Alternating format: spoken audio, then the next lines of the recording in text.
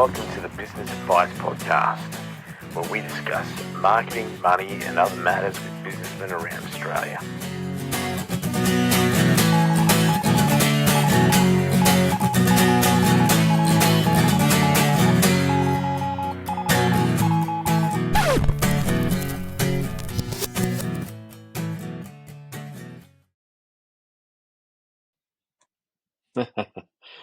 It's working. Who would have thought? Technology. Yeah. And I think we're live streaming.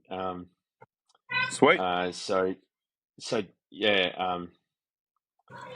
We better behave ourselves. That's all right.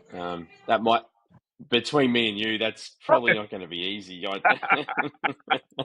Yeah, I'm pretty sure no one will catch us on our P's and Q's. Yeah. I've just got your run sheet. Podcast plan with David Nunn. There we go. Yeah, man. So thanks so much for doing this. Thanks for having me. If it helps anyone and someone, someone gets something out of it, and it's about people getting to a certain point in business and making sure they give back to the younger people. Like, I was a younger fella there, and I had some really good mentors around me, and they really took the time. And I used to sit there and think, I wonder what they see me. They're the big boys, and having conversations with people about things that, I didn't really, get, and they helped me. And then later on, I have conversations with, for one fella, his son about it. So, and just other people in business in general. So, it's about giving and making sure you're giving to the right people as well. You don't want to give all your oxygen to somebody so they can starve you. That's a big thing. Yeah, and that's easy to do. That's what time will teach you. Yeah. Who's kicking tires and who's not. Yeah. I think that's how we connected. You joined the group, and then I put up that request to one of the lads was struggling, and before I even know you, I don't think we'd even spoken, and you put up your hand to help him out. Yeah. So yeah, thanks, the young man. fella from New Zealand. He was over in New Zealand at the time. We were having a chat. I was on my way to the Cairns Ironman. I was in the car, and I had a fair while to kill, and we were just talking on the phone for probably an hour. So yeah. Oh, that's so good, man. And that was another one. He wasn't the first one. There was a guy before him. I'd forgotten about that guy. So that's, I mean, that's what I was like, yes, you've got a great resume, and that's impressive, but it's like, it was all the heart. I was like, this guy gets it, yeah, man. So where does it all start? Where did you come from? Tell us about your family. Where were you born? Born on the Central Coast in New South Wales. Grew up in a little town called Tuggerah. 24 kids in the school, 4 of them are my family.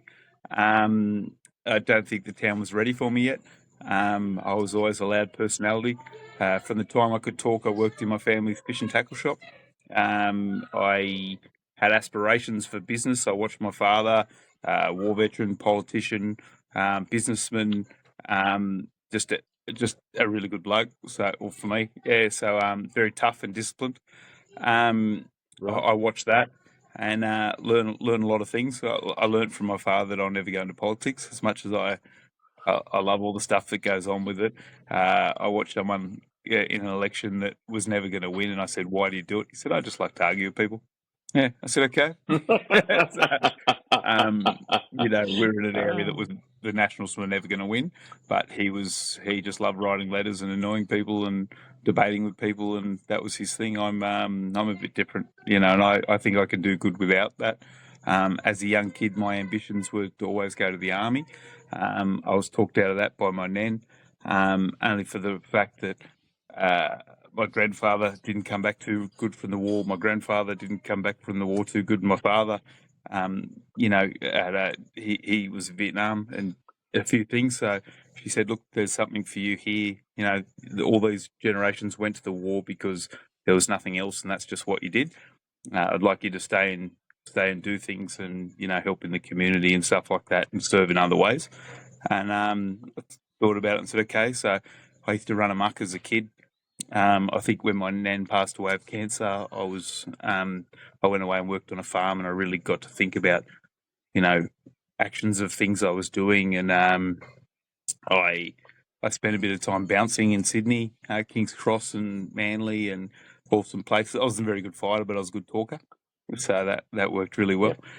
I went away for the farm for a little while. I came back and I just decided that I was going to change my life. And Legacy said to me at the time, "What do you want to do?" I said, "I don't know, wouldn't mind being a scaffolder or doing something." They said, "All right, we'll pay for your tickets for you." And then they paid for a scaffold ticket for me, paid for a Cert 4 in factual investigations. I realised that I didn't want to be a snitch. So I was like, I don't want to be an investigator. It's not really my thing. But it was a really good course to learn how they did it all. And then I went away to the railway for a little while. After that, I decided that I was going to the mines one day, and I just I had a lot of friends in Western Australia. I flew over to Western Australia. I stayed on my mate's floor in the pub. I met a guy in the pub, said I'd do a week for free if he put me on. I wasn't a very good scaffolder. He said, "Yeah, right, no problems." I did my week for free. He said, "All right, I'll start you off on 150 grand a year, accommodation, food, and 4 flights out of here, but no more." Pretty much all my mates were getting locked up, so I was like, "Yeah, right, sweet, that sounds like a good deal." So I stayed in the Pilbara for a fair while. A friend of mine got shafted, and he said to me, "I'm just about to get shafted. Can you help me run this shutdown? Because the boys will listen to you." So I jumped in with him and helped out, and then I ended up taking over some shuts. Some other guys came that are a bit more skilled than me. They jumped in, and I just kept helping out. Jumped into a safety role. That wasn't really me, but I still jumped in it just to check it out. Got sick of Western Australia. A lot of people killing themselves around me. The FIFO wasn't really what I wanted. Had 6 people. Oh, hang on. What? So, like, you had like friends of yours? Yeah, people I worked with every day. So, like, there was one guy there that was really tragic. So there was three in 2 months, and that really took a toll on me.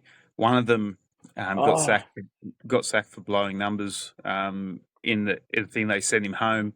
He rang up his brother, said, "See you on the other side." His brother flew around there and he hung himself. Another one got stuck into money problems, and he was his partner was spending money up there, and he was just not able to get out of the cycle. So he got really drunk one night. I don't think he meant to do it, but he was that intoxicated he did it. So we got to 3. A guy from another company also cheated on his partner and got a disease and cut his fella off and bled out in a room, and no one found him for 3 days. So it was like it was just starting to take a toll on me. The desert, like, I'd put away a fair bit of money. I'd done what I wanted to achieve there, was save a deposit for a house. And then I said to myself, nah. So I had a mate's bucks party that went for 9 days over on the Gold Coast. So I was like doing big swings. I was doing like 6-week swings with 1 day off, and then sometimes I'd do 2 6-week swings, then go to Thailand for a week, or just a bachelor's life, having a good life. And there was 40 people from my hometown there, so you never felt like you're away. But something just got a hold of me one day, and I just didn't feel right. I was away from everything. I rang my mum and said, "Oh, Mum, I'm not enjoying it here anymore. I just don't feel like home. Like, I want to get back." And, I miss the ocean as well. That was one thing. I'd been around the ocean my whole life. I spent a lot of time in a place where you can't swim, and I was 500 k's from the ocean, so that really took a toll on me. So I came back and hit the Gold Coast for a little while, tried to get into selling cars. That wasn't my jam. Went back and did a swing in the mines. Yeah, it was just something you try and do. Is this the Slurpee? Is this the Slurpee moment you told me about? Oh, no, that was well before that. That was when we were young. We were me and a friend of mine who's got a crypto mine, very well off, and probably worth about 40 or 50 mil now. We were sitting on a driveway, and we had $2.50 or $3.50 between us, and we bought Slurpees each, and he threw the 50 cents away. He said, "Oh, now we're proper broke." Anyway, we both just laughed. Anyway, some things happened, and we we always go back to that moment and say, hey, remember the time we were sitting on the driveway laughing about being broke? Like, when I'm saying broke, I mean broke. We had not much, nothing. We had nothing. We had no food in the cupboard. We had no money. We had no, and we came from there. Like, I came from a normal household, not rich, not poor, hardworking. We lived in the same house our life. We had the same car most of our life. We, anything we got, we worked. We all worked before school to get pocket money. So, like, I packed bait before school. Used to make up half big quarters and lures, and my sisters used to bind rods. So we all did something. We knew about worth ethic. Yeah. But yeah, we got older, and I went to the Gold Coast for a little while. That was it was a fun time for me. I split up with my girlfriend and decided that I was going to go backpacking around the world. I didn't get past Thailand. I spent a year in Thailand trying to box. Had a fight, realised I wasn't going to make a career out of it because I sucked. But I just love the camaraderie of being with people and having fun. And This is great. it was just like, it's like a movie. It was honestly like a movie.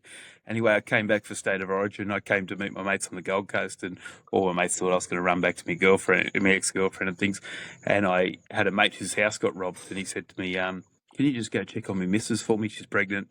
So I went over there and checked on the house, and his missus' sister was there. And she just came over from Colombia, and I said, "Oh, do you want to go out?" She's like, "No, not really." I said, "Okay, no problems." Anyway, we ended up going out, and we ended up talking, and then I went back to Thailand. I didn't drink. I just knuckled down, and I really liked her. We talked every night, and I came back to Australia. She came to Thailand for a little while with me. I came back to Australia. We lived in Currumbin in the Gold Coast for a little while. I worked in Orange at a gold mine, did 9 months there. She went back to Colombia. We're engaged. I was in the gold mine. It was snowing. It was cold. It was freezing. She sent me a message saying, "Hey, we're having a kid." I was like, "Yeah, mad." So everyone started getting laid off. And I was like, "I'm going to Colombia." So I spent a year over in Colombia and worked out how I was going to build this business and what I was going to do. And I watched somebody run a scaffold company really bad, and I thought I could do a better job. And he said to me, "If you can do a better job, go do it." So me and a friend, we were starting it together, and I went and studied my double diploma in business management and HR management. We came up with a name. Okay. We got everything ready, and then I said to my wife, "I'm going to go back to Australia." We got married over there. We had a child, had our son in Colombia. So I'm going to go back to Australia. Let's get ready. Wow. You can come over. So we picked Gladstone on the map because you could be at home with your family every night. I showed her places like Emu Park in 1770. And she was like, "That looks beautiful." We got to Gladstone. We're looking over a refinery. She's like, "That's not what you told me."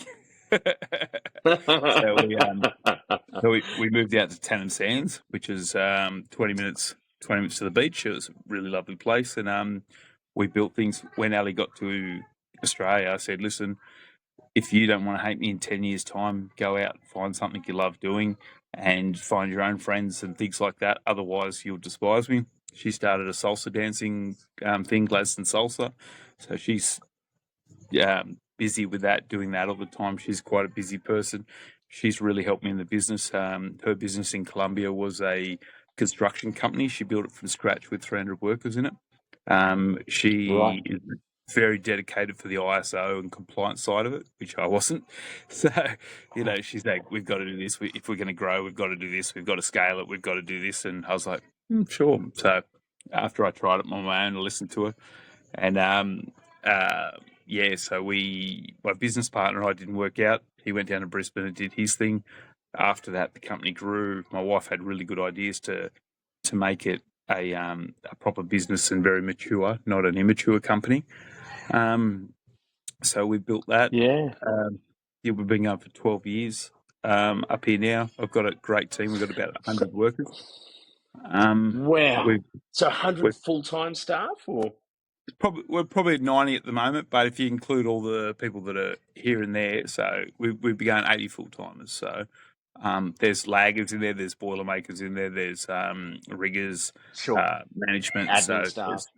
Yeah. So there's a fair few things. And then we run Cogy on the side as well, which is Community Gladstone Supporting Youth, which is a project we do for kids that don't fit in at school to help them get into industry. We work with Deploy, another company, the Young Veterans, a lot of other companies in town. So we're involved in heaps of charity groups and things in town. So we're just lucky to live And with a good. Yep. did you found Cogy? Yeah. Is that Yes. I mean, my did you wife. start that? Yep. So Wow. Yeah, I fantastic. realised that I couldn't keep employing them all through my business, and there was a lot of people that just didn't fit into scaffolding, but wanted to get into Yep. industry. So one of the things about Cogsy is they've got to pass a drug test, they've got to do an interview, so it's not just a tick and flick. So 50 kids this year have gone through Cogsy.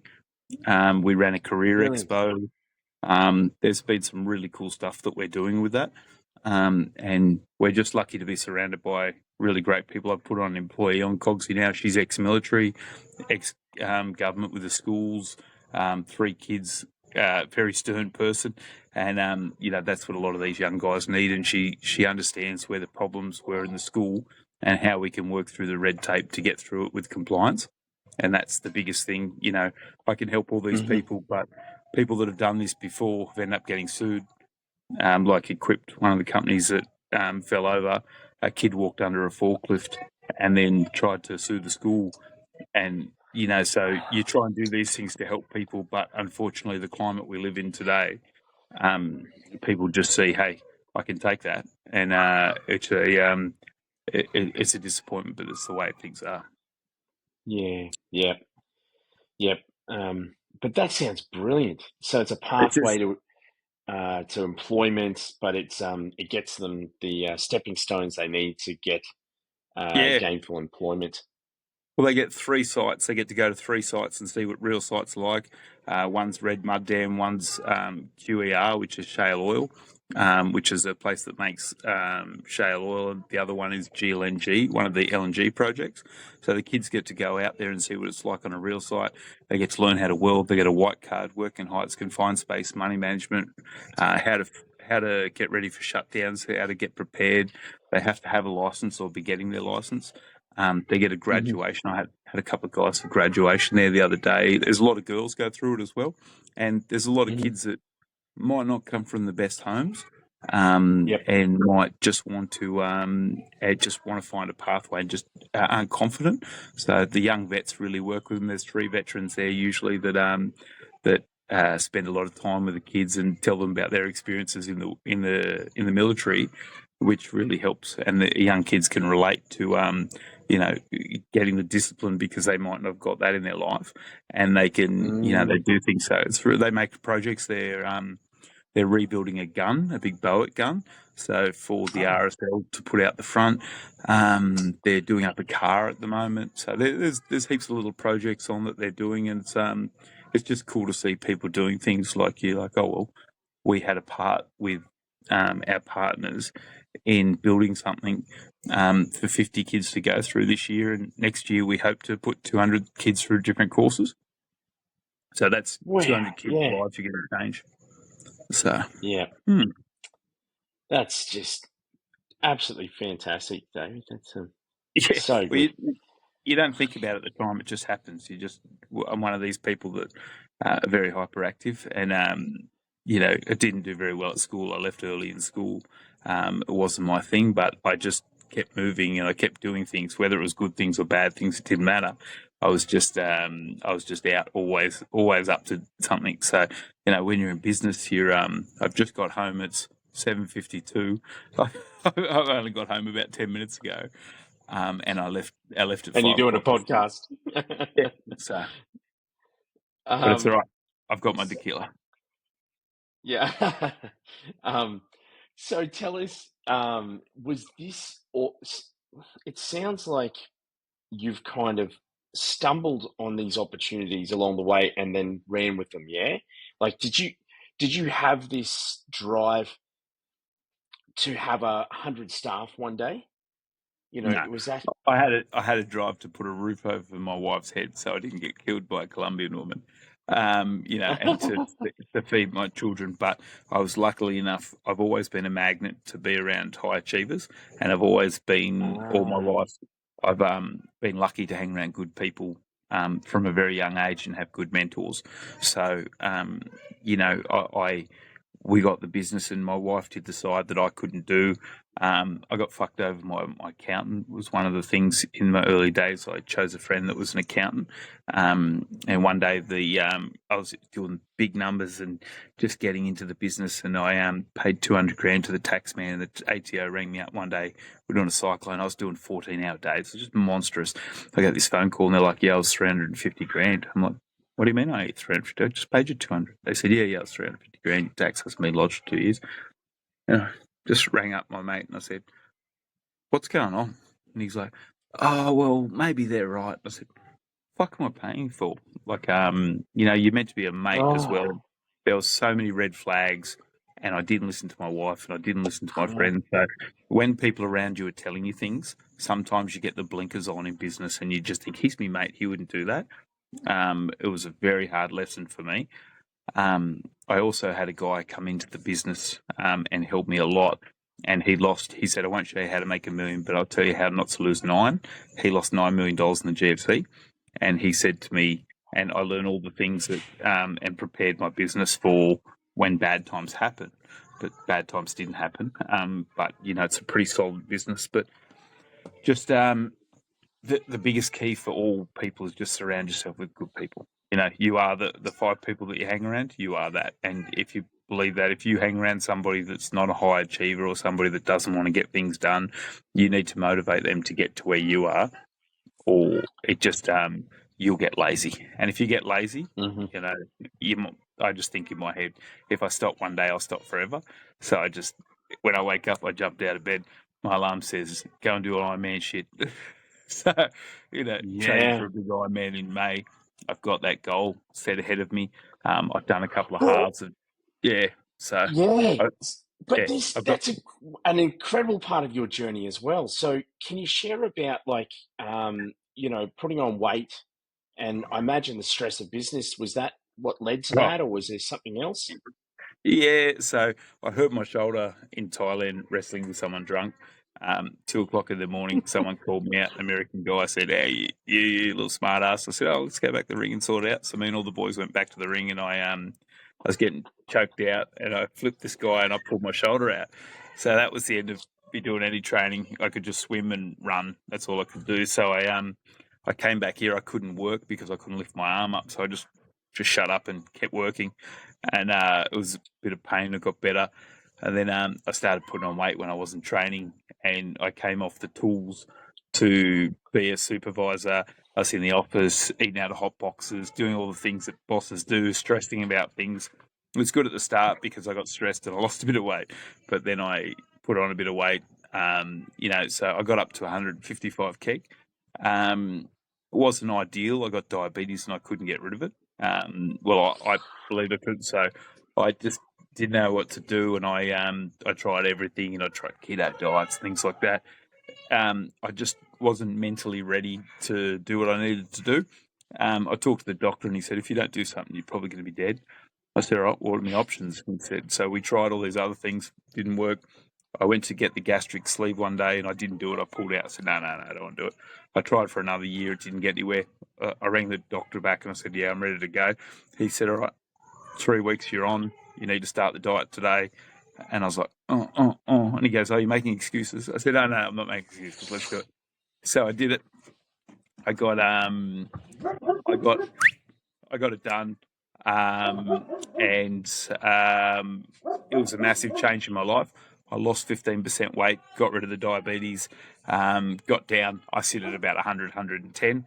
I wanted to find something. It was quite funny, actually. My wife said, "If you don't start salsa dancing, you're going to have to go do a triathlon with my friends." And I said, "Yeah, I'll go do that." So a little triathlon down the road. I went and did it. I said, "You know what? I actually like this." So I bought a $1,000 bike, and I did a triathlon. Then I might do another one. And then I did a bit bigger one. And then I've done about 30 now. I've done a couple of half Ironmans. I've done a 100K one. I've got planned to do a full Ironman in May with a couple of my friends from Rocky. But just the people that you hang around are all high achievers. They're all trying to do things. You've got your friends on Strava that are putting shit on you constantly. If you have a bad run, the boys are like, "Oh, you swim in the kids' pool today, did you, mate?" You go for a run and they're like, "Oh, did you walk backwards?" It's the Australian humour between guys is a massive motivator for a lot of people, and Yeah, I just love it. I seen a guy from a project that I worked with, and I seen him down at Harvey Bay, and he's like, "Oh," and we started getting talking, and we got some work out of it. So on one of my events in Yeppoon, all the guys from Gladstone that were up there waited for me to come through and clap me through, and like as I got through last, and I've got some friends that are very high achievers. One of my friends that I sponsor, he was came third. Fifth in Australia for the duathlon and third in Australia for the triathlon. Third, in the world, not in Australia. So Jack Smith, just an absolute weapon, and he's always got time for me. And when Strava, he messages me, or hey man, haven't seen you training, are you good, and checking in on me, and I'm like, oh, he said, I don't know how you juggle work and that at the same time. So it just being around those people that want to do things. And when you go to an Ironman, you see thousands and thousands of people that are trying to better their life. I think, how cool is this? And, I'm riding the bike, chatting away to the people. Oh, yeah, blah, blah, blah, blah, blah. What do you do? And they're like, oh, I'm a lawyer in Sydney, running, and just go and have a chat to people. And, I don't take it seriously. For me, all I have to do is finish it. The last one that I did, I came out of hospital for kidney stones. I got the stint pulled out of my old fella on the Tuesday, and I went and did it on the Sunday. So I said to the doctor, is there any reason I couldn't do a little triathlon on the weekend? He said, no, you should be right. Just listen to your body. I said, oh. Came home, just started packing my bag, just get my bike ready, and then my missus was like, you're going to do it. I said, I'll just go down and see how I feel. I've got the accommodation, I've paid for it. And then I did it. It took 7 hours and 15 minutes. I'm definitely not fast, but to win it and beat a few people, it's an achievement for me. I've got one coming up in 4 weeks. 4 weeks today in Harvey Bay. I'm going to do the 50K on the Saturday and the 100K on the Sunday. And, it just, as I said, I'm not fast, but there's something in my mind that doesn't want to be a quitter.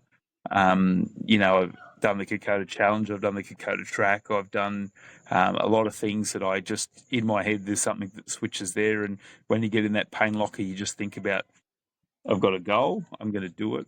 I'm a very motivated person with a lot of things. I just enjoy doing stuff that people say, that's crazy. And when they look at me and they see me on the piss or having a barbecue a couple of nights before the triathlon, and people are taking it seriously and they're counting macrons, and, they're like, oh, we've got to do this. I'm like, that's not where I'm going. So, but yeah, I've just, I'm lucky to just be around so many good people. Every day I go into work. I got an offer to buy my company not long ago, and I said, it's not really where I want to be yet. So I said, I've got 8 years left in me, but I just every day I go into work, there's something cool happening. There's good people. Like I took all my workers over to Great Keppel Island on the weekend. All the managers and supervisors, we stayed in shared accommodation in a caravan park and just got on the piss and just had fun. And yeah, just 3 days of alcohol abuse and killing your liver. It was pretty good. Oh, that just sounds so good, man. That's well done. And what about mental health? Like, what's your journey been like there? Like you talked about, like the low point being in the Pilbara. Like obviously that shook you around. But business is stressful, and I've had 10 staff in the past, and I nearly went insane with 10 staff, 100 staff. Like, oh man, I can't even. How do you manage that? So I did some men's resilience courses at the start when one of the guys, Mark Brooks, who runs suicide awareness up here, got a men's resilience course, and it was funny because all the guys were like from the places, they're all like riggers and scaffolders, so they're all like mentally man in the course. And some guy said to me, "What's the 5 things you do for yourself?" I was like, "I drink tequila, I barbecue." And he's like, no, what are the positive things you do for yourself? I said, I thought they were pretty positive. That's how I deal with things. He said, yeah, no, but do you do? I said, I like to help people. I said, I'm a helper. Like my powers are being around people and seeing people grow. And he said, yeah, that's not really it. So anyway, when I got into triathlons, I thought, well, that's one thing that I do for myself. That's my time where I'm not on my phone. Sometimes I answer calls on the bike or on the thing, but I can't hear him, so I'll just say, yeah, I'll call you back. But, that's my time. When I'm in the pool, and I'm going from place to place, that's my me time, and that's I spend a fair bit of time with my kids these days, which I didn't spend at the start. But my wife kindly reminded me that if you lose it all one day, make sure that we're still here. and that was really important, and it was a good advice to hear, because sometimes we get so caught up in business and what we're doing, we forget why we're doing it, and we all say we're doing it for the family, but are we doing it for the family? Sometimes we get addicted to the life, the grind, and what's happening. So you just I really mental health. It's a hard thing. I don't drink as much as I used to. I'll tell you that now. That's but you just have to find that happy place. And for me, giving back really fills my cup. Yeah, as the boys said before, like if I'm helping people, there's a lot of young people. I'm involved in Rotary. I'm involved in Ride for Life. There's some really good people doing some really good things. Walking for Warriors. I'm on a lot of boards, and I'm doing a lot of things. And there's just I have a lot of good days where I see good people doing good things in the community. And I think, I'm glad that my son sees that as the way to do things, and that's important. Like, I had a really shit day yesterday. A business decision for Cogy didn't go like I wanted to. And we got to a point after 6 months, and they pulled the pin on it. The people we were doing business with. So I said, all right, I'm going to come home. I'm going to flog my son in a game of pool. And he beat me 3 times because I sunk the black, because I just wasn't. I just smashed the ball, and he's like, "Oh, you sunk the black. Oh, you sunk the black again. Oh, you want to do it again?" So after 3 games, I pulled the pin and walked off. But it was quite funny because I was getting cheek given to me by 11-year-old boy. But I suppose mental health is just such a big thing in business, and I've seen so many people build businesses, lose businesses, and things like that.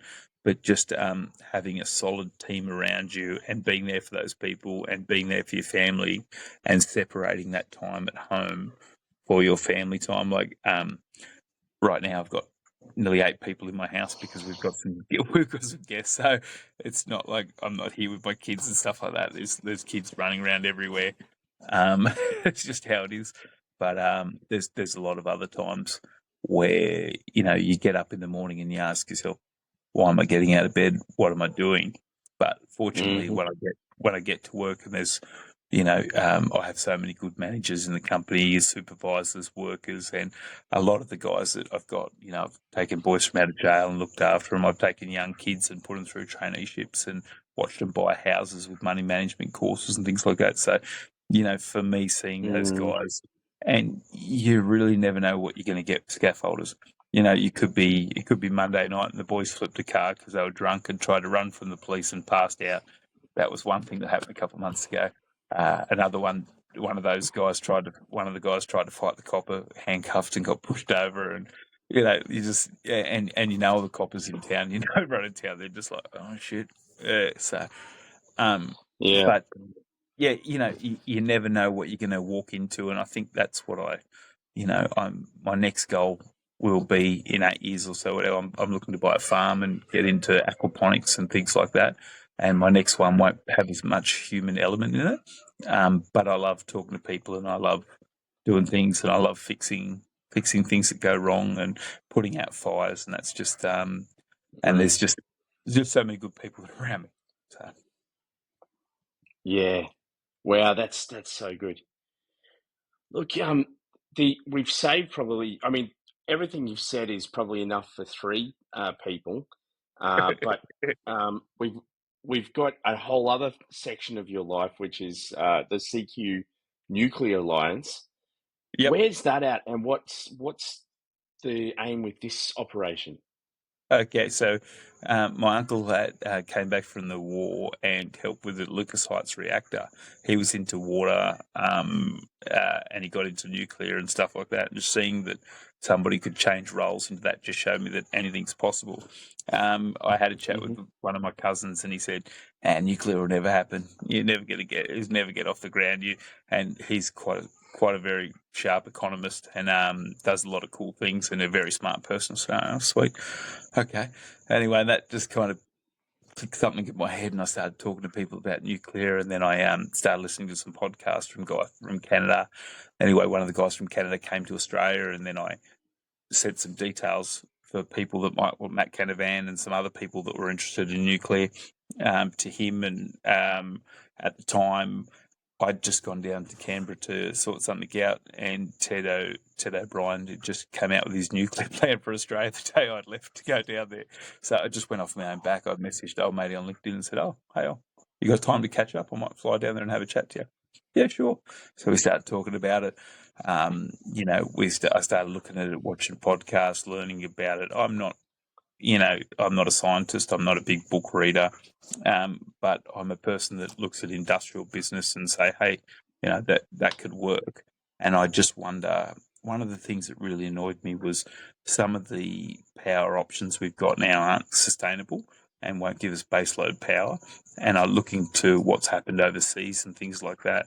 I've seen subsidies paid for electricity, and it's not a good business model. And I look at it and say, how could somebody spend so much on a business model that's not sustainable? And people just weren't listening to me. And I was talking to people, and I didn't want to be a whinger, so I said, "Oh, I'm going to learn about nuclear. I'm going to get this stuff happening. I'm going to introduce people, and I'm going to." I heard Dick Smith on the bandwagon, Will Shackle on the bandwagon. I rang him straight away. I messaged him, and 17-year-old kid who's like had great arguments with Chris Bowen. I said, "Oh," anyway, he said, like, "Oh, we're starting something up. What are you doing?" I said, "Oh, I've already got something." And then we started talking, and then I said, "Look, I think you guys should come up here, and we should have a look at, transitioning coal into nuclear." In Canada, there's 75,000 union jobs that are paid out of there, but no one's listening. I said, what we should do is, we come up and have a look at some of these places here and what we should do. And anyway, then we booked the flights, and 3 days before it, the Libs came out with, "Hey, we're going to make Callide one of the places." So we drove down to Callide and got photos 3 days after it on the Friday. When they said it on the Tuesday or Wednesday, we were out the front getting videos. The videos got over 1 million likes, and we were talking about it. And then I invited the government, the council, and everything like that to a meeting up here, the GEA, the Gladstone Engineering Alliance, and we talked about what it would look like, things about nuclear that people didn't know. Then we had a meeting, a closed meeting, so just with a group of people that were interested in nuclear. Some reporters came and reported on us. And there was 10 businessmen that are pretty smart about business in town, with medium-sized businesses talking about nuclear and talking. They actually never played the thing because it didn't fit the narrative. So because they had a lot of questions that they were going at the narrative, and we the things with the CSIRO report that just came out, they hadn't seen that was flawed because they never put any money into it. It was just something and then they found out that those guys just pulled the stuff off a computer.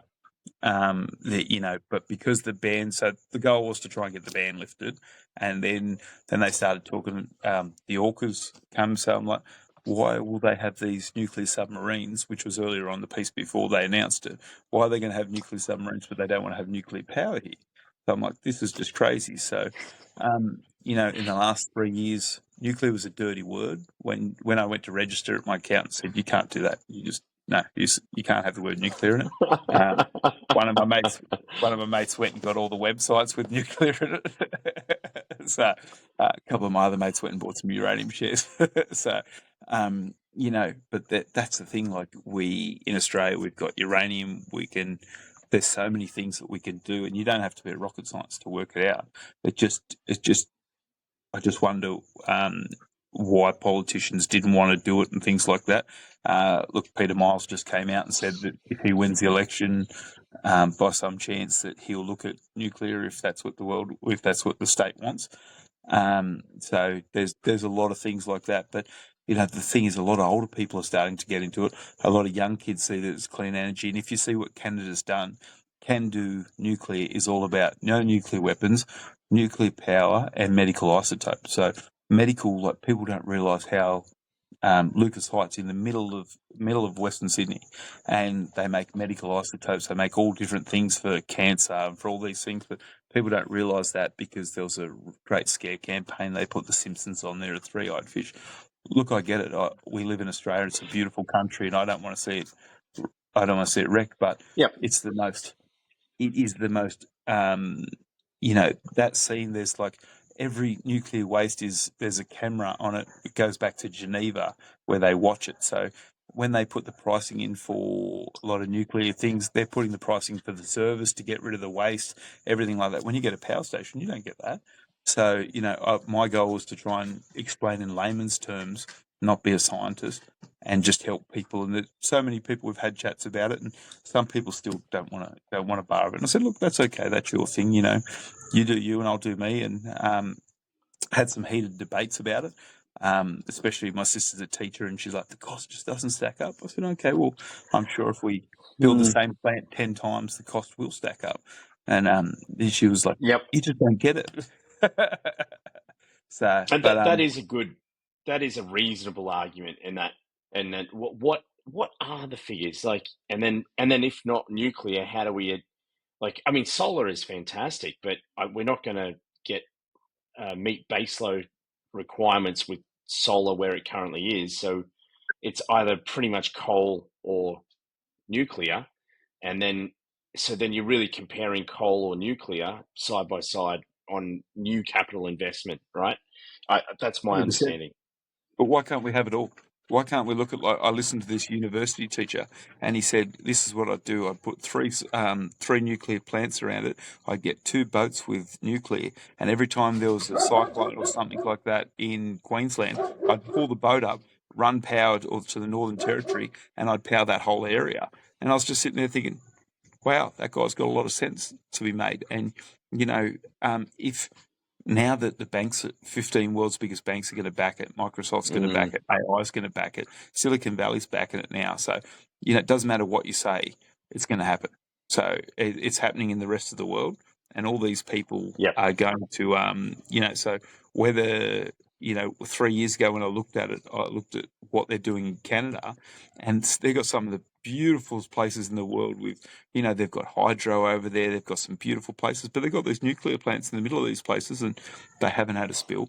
The things that we learned about Fukushima and Chernobyl helped to make sure that'll never happen again. They were Gen 2 things. You're looking at Gen 4 stuff now. You're looking at different technology that will never do that because these things happen. Japan's gone back to nuclear. If it wasn't safe, they wouldn't be rebuilding it again. But there was a lot of things that they learned about the way they built the plants and things like that from the tidal wave. And I'm not a numbers guy with that. I just all these things go into my mind. I think just don't know how some people can't see it. But I just want to. But we've got to have the conversation. We've got to. 100%. It's got to be a rational decision, not an ideological decision. And that's everything I hear is so emotional. Like, can't we just sit down and I want to hear the accountants and the engineers. I want that conversation, not the emotional three-eyed fish argument. And even there's a Fukushima. There's a website. I'll share it to you. It shows you in the world where all the electricity prices come, hydro, nuclear, everything like that. Anyway, I kept sharing it on our Gladstone Open discussion. They kept taking it down. And it shows you how much electricity costs people in different places. And you see that after the assets paid off and things like that, nuclear is quite a cheap option for the end providers. And there's a lot of people that, and my goal was to start targeting the unions and talk to the unions and say, hey, if it's going to create this many union jobs and this many jobs for people that are higher paid than coal, people from coal can go into it, why aren't you guys backing it? But the reason was because everybody's superannuation was invested in all these things like solar and wind and stuff like that. So it was never going to happen while that was there, and it's a big cash cow for them. It keeps going around, and I'm not the smartest dude in the world, and that's just what I've seen. And it was funny because I already knew that, and then I seen a Pauline Hanson video that my mate sent me, and I just started cracking up laughing. I said, she hits the nail on the head with a lot of good cartoons, and I share those cartoons, and people say it's propaganda. It's not. I said, yeah, but you got to look at that and say there's an element of truth about it, and there's and that people, whether you like her or hate her, she's saying things that are factual and things that are right, and people have got a lot to answer for. One of the things is politicians aren't accountable for anything. How do you make them accountable? Because when they leave, they get their payout whether they do a good job or they don't do a good job. And we're not raising people to want to be politicians. Why would I be successful in a business, be full round competent people, and then want to go into a place that aren't competent people and they get paid when they aren't successful? And you just be bashing your head against a brick wall. Yep. It's just a Do you get paid if you promise scaffolding and you don't deliver scaffolding? Do you get the invoice paid? Nah. And You they don't. rain You terror just down on you and make Google reviews about you and tell you you're never going to work in the town yes, again. And accountability. Yep. and then your opposition's posting on Facebook about something that this guy's stuffed up and I'm there. So all those things. So it's quite funny because the 4 words for Cogy for the things we do are that we took from business: responsibility, accountability, integrity, and sustainability. So integrity, I always ask the young kids, do you know what integrity is? I said the short of it is it's what you do when no one's looking and if you do the right thing. And sustainability, are we doing the right? Is it going to be right for the kids? Are we getting it to where we need to be? Responsibility, what is your responsibility in your work and how you're doing? And accountability, who's going to hold you accountable to what you're doing? And probably one of the best things is I've got managers that love to tell me when I'm wrong. And not in a bad way, but they love to just I've got one who just can make a joke out of anything and make you feel like shit. And you're just like, he's like, is he being held accountable? So those kind of things. But when you're looking at those things, why don't our politicians have those things? Why don't, if you're a politician, why don't you have to have run a successful business or to had some life experience? So if you're going to make policies and procedures, I wish they had thing where policy have a course to see how policies and procedures affected your family business or your medium-sized business on how you made that business. And you say things like that and people go, oh yeah, that's never going to happen. But a lot of people fail in business and get into a government job, and there's a lot of good people in government, don't get me wrong, but there's a lot of people that get run down. They're just so sick of bashing their head against a brick wall, they just give in to what the industry normal is doing. In business, we can't do that. In business, if we don't do the right thing or we don't toe the line, we don't make money, our kids don't eat, we go broke and someone else takes our business the next day. So just for me, pushing those boundaries, doing the right thing. And when I started talking about nuclear, it did have an effect on my business. I had the deputy mayor come out and say, nobody, sorry, he's not the deputy mayor anymore, say nobody in this town wants nuclear. And I thought, well, so I challenged him on that. And, I invited him to the thing and stuff, to the meeting that I had and things like that as well. That's his view and that's okay. But if you're bureaucrat and you can't be saying that kind of things, and it can have effect on business. If you look at how much money building nuclear plants would be in Australia if we could get it built locally and we could use the supply chain of people here or make sure that it was labour from Australia and built right, it would build this country, into a really strong thing, and just they go from one project to the next project to the next project. But we'll do it all wrong being Australia, and we'll probably get some overseas company in with cheap labour in to build that. And, there's just so many times, like we've got a solar farm here in Gladstone at the moment, massive agricultural land. They're just trashing the joint. Anyway, it's all backpacker labour. They said, we're going to give 450 people jobs. I don't actually know anyone. I had a mate who did a crane lift over there the other week, but I don't actually know many people that are there. It's a company, for an out-of-town company that are doing it with and they're just all the backpacker labour there. I've got nothing against backpackers. So I've had a couple work for me. But, when you're looking at busloads of people coming in and doing it and local people aren't getting jobs or, they're saying that these jobs are so high level that they can't get it, but yet they give it to a guy who's just come in here trying to get his 3-month visa. You start to ask yourself questions. How green are these projects? How how are these projects helping Australia? I don't know anyone who's actually made money out of a solar or a wind farm. Like the last solar farms at Emerald went broke and everybody lost their stuff and, got containers repossessed and things like that. The wind farms, some of them I worked on sunk. So, you're looking at a lot of these projects and you're saying, how well are they run? Who's running them? Who's taking responsibility? Where is accountability for it?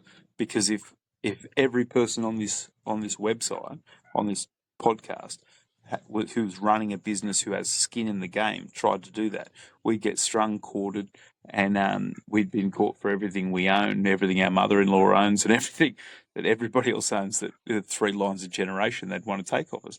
So are you sitting there saying, why is it okay for other people to do? So some of these things annoy me a little bit, but that's why I don't go into politics. So what's the drive? I mean,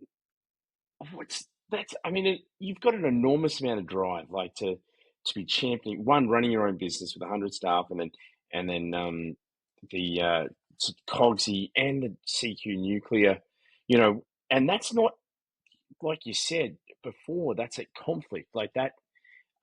That's not to your advantage. Is it something you believe in, or is it because it's the right thing? What's the underlying? I just want to show my son and my daughter that this is what you've got to do. You've got to get out there. You've got to go against the narrative. You've got to hang around good people. You've got to work hard. You've got to go out and do these things for your community. Like my favourite saying is, get a longer table, not a high fence. And help people where you can. My drive each day of waking up, I've got ADHD, so they told me as a kid. I never got medicated. They told me that, I was dumb, and I find out, I have dyslexia, and, that could have helped things a little bit. All these things that, you have as a kid. Like the teachers always said to me as a kid, you're either going to be jail or a millionaire by 21. That's not something you say to children. You say, but when I got older, I met mentors that shaped me into the person to be, and that was, how I looked at things. I had a little rough trot there for a while, but I found myself, and I want to see people succeed, and I want to be around good people, and I just want to see good things. Like I want to be part of a community that does things, and I want to catch up with people around the world. And I was in Spain at the start of the year for my brother-in-law's wedding, and I helped his son set up a computer business. I gave him €500 if he wrote me a business plan and started up a graphic company. His dad's a computer engineer, so he just knew all this computer stuff. Anyway, he's making videos, and he sent me some promo videos, and he was doing stuff online and making money. And, I never asked for the money back because I just wanted to see the kid do well. I bought him a computer, a subscription and stuff. It was 500 Australian, not 500. But to me, seeing the joy of an 18-year-old kid at uni make a side hustle and not have to go through the same things I did to hustle when you're a kid and stuff like that, I thought it was pretty cool. So, and that's what life's about. Life's about hustling. And, you're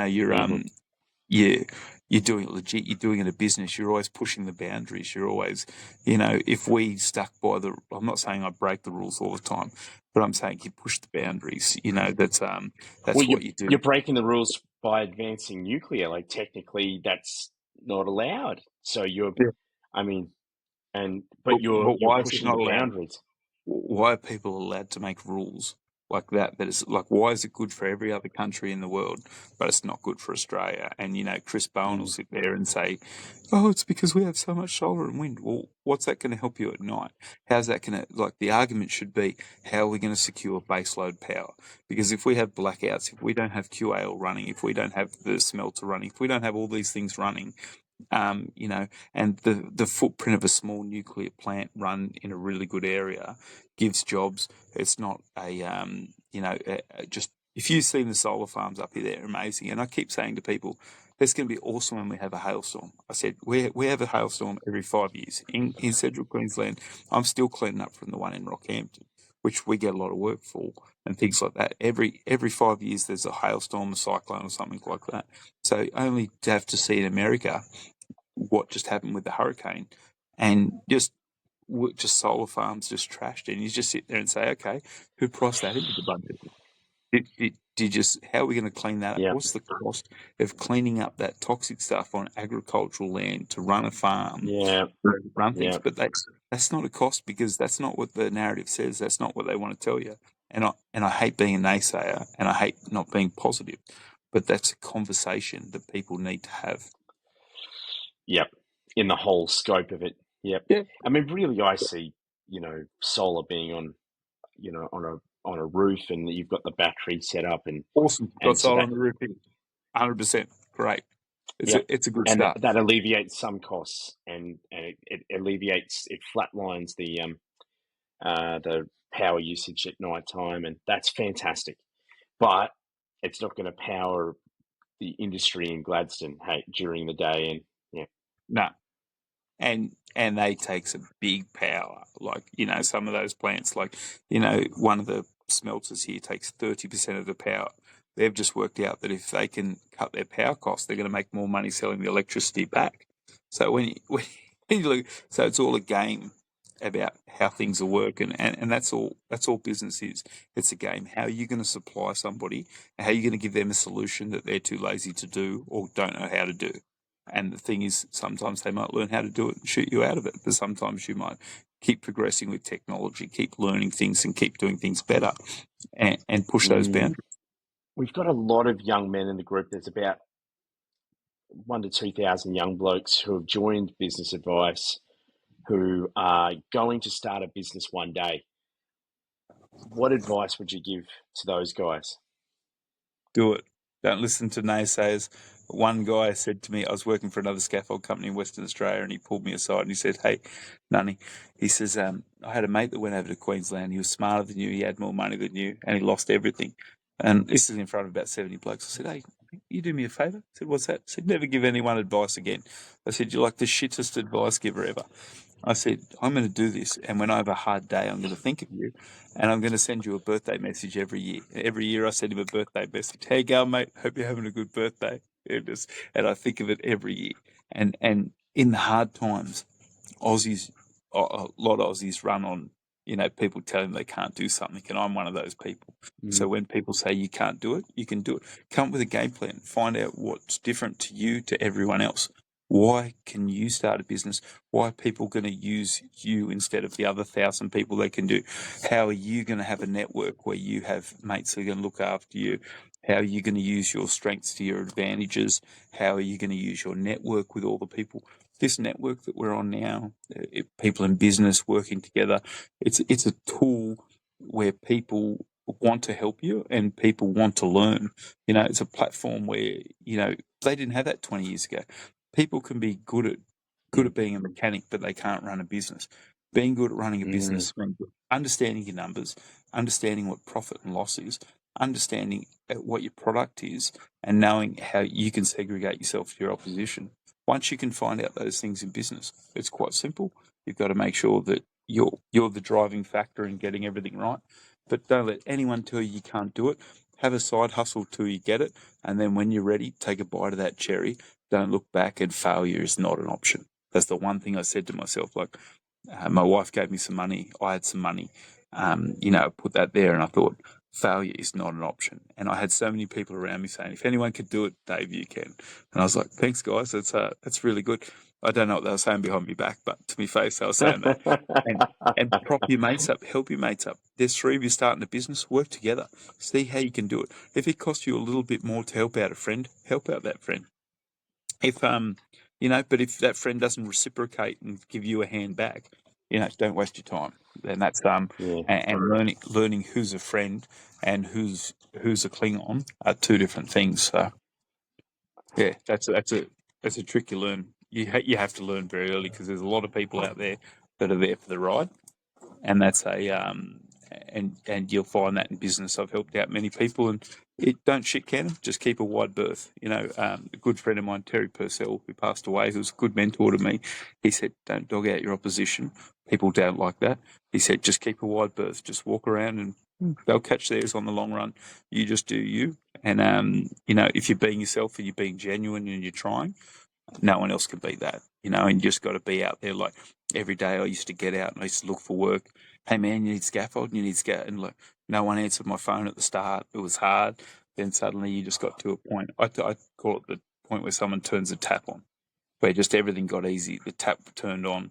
And then first election, someone turned the tap off again. There was no workaround, So things you just have to, and you have to learn the cycles. The longer you're in business, the more you learn how it works, and you learn, and history will teach you. Get a mentor, get somebody who's not a threat to you, and talk to people. I constantly talk to other scaffold companies in Sydney, in Perth, of Air Scaffold. Good mate of mine, Joe Brennan, Irish fella. We talk. I went over there. I had a look. I see what he's doing with the Human Excellence Project. There's just so many things. I've got some friends in New South Wales that we talk to. Pretty rough operator down Tassie, I know. So you get to and you keep up to date, and you give them a call. Like there's other scaffold companies that are about my size. So I just give the owner a ring and say good day and just have a chat. I'm not talking shop or anything bad about it. I'm just, hey man, how's things going? And then we get to know each other, and years later you're not that enemy. It's keep your word in business, and integrity is just a big thing. I can't explain that enough in business. If you are not an integral person, you say one thing, since their back's turned, you do another. There's just but being on this platform, being around people, prop up the guys, give them wins when they're having wins, and when they're having bad times, they don't last all the time. Just chin up, let's go, let's get this. It's a bad day, go to sleep, shake it off, wake up the next day, and do all the things you hate in the morning, so you don't have to do it in the arvo. Reading books. I'm not a big book reader, but I recently got involved with the Grim Hustle, and there's a little book club on there about businesses and stuff like that. And there's a lot of books, and really smart books in business and things like that. So I've started to listen to some audio books and read some books and things like that. Reading's never been my strong point. But yeah, so Brilliant. Just brilliant, Dave. Oh man, so good chatting. Just brilliant, man. You've got so much going on. I think I described you in the post when talking about you as a statesman. I don't know. Do you like that? That in my mind, that you are the quintessential statesman. You've got sort of, but you're not a politician. You're you do achieving sort of social and community goals beyond business, but using your business skills to advance things that will benefit Queensland, like your state. Rotary's taught me a lot about that. I can't express how big Rotary was on me as a young bloke starting a business. My father was in Rotary. I went into the Rotary Club, and I had a guy, Norm Millhouse, that used to be the national manager for Bullivants. He said to me, have your kid, get your stuff sorted, your second kid, come back to the club when you're ready. And I met all these people that were in business, a guy who was a mayor for 20 years, a guy who ran QAL for 20 years. And there's 1.2 million clubs members in the world, and there's a club in every town. So if you join Rotary, you can go to Beirut, and there'll be a club where you can do a makeup, and you walk in and they'll open you with open arms, and then just finding other people. A lot of the people in business are in Rotary, like they're business people, and a lot of the people are genuine people that just, you'll never meet those kind of people, and surveyors and all these kind of people you'd never rub shoulders with, but you get to do that. And giving back to the community is something that you need to do in business. If you get to a certain point or you want to be successful, you need to give back. So that's a massive part, because you can't just take. You'll get lonely. You'll get to a point and you won't be able to you don't recognise your clients and your people anymore if you're not always around them, keeping up to date with things. And that's a very important thing. So, young guys starting out, get into a Rotary Club, get into a Lions Club, get into anything that's a community-based thing, your football clubs, and work with those things, because, the community is just something that we're lacking in Australia at the moment. And being part of it, that's where you're going to find the good people that are doing the good things. And you're going to look up to somebody there and say, hey, that guy's kicking ass. And that's what I want to be when I'm older. Like, I have a chat with a guy who's big company in town. He's got 300 people. When I first met him, I thought, wow. Now I sit down the table and we talk about community stuff we do, who's doing the most. And, he just built a speedway. So, he just built $1 million speedway for people because he likes racing cars. So you look up to those kind of people and just say, wow, that's pretty cool. So, yeah. So, yeah. Absolutely brilliant. Oh, thanks so much, Dave. It's so good chatting. Thanks for having me. Thanks for listening to me. I like to Yeah, talk. and it's absolutely gold. I mean, we could go for hours, but I'm sure there's so much more. And we'll definitely have you back at some point. And also thanks for. I mean, you're incredibly busy, but you still find time to mentor the guys in my group to encourage guys who they'll never give you anything. They're not even in your city. So it's just I can see like a real genuine, like that's a deep, you talked about integrity before, like, there was you're doing it without being noticed or seen. Like, I mean, I've seen it, but so I just wanted to point that out. And that's a real thing that I've observed. And it's one of the reasons why we're talking, let alone all the other stuff you're doing. So, man, so from the bottom of my heart, thanks so much, man, for what you're doing in business advice and then in Queensland, in our state. So, and I guess Australia too, really. So thanks, mate. And thanks for what you're doing with the guys as well, because you're setting a platform up where people can tell their stories and people can work in it. And there's a lot of young people out there that want to have a go and don't know how to go. And, any of you can drop me a line at any time on, any of my socials or whatever. And if I can help you, if not, I can point you in the right direction. And, I'd just like to see people succeed. If you're somebody that doesn't give yourself the time, we'll talk a couple of times, but if you're somebody that keeps following it up, keeps chasing it, keeps dreaming big, why not you? Why can't it be you? You can be anything you want in the world. You've just got to have a go. And that's just a really big thing, and be around positive. Probably one of the other big things I didn't mention is have a good partner. Have a partner that wants to see you succeed and do well. If you have a toxic partner in business, you're just going to come home and you're going to get angry and stuff like that.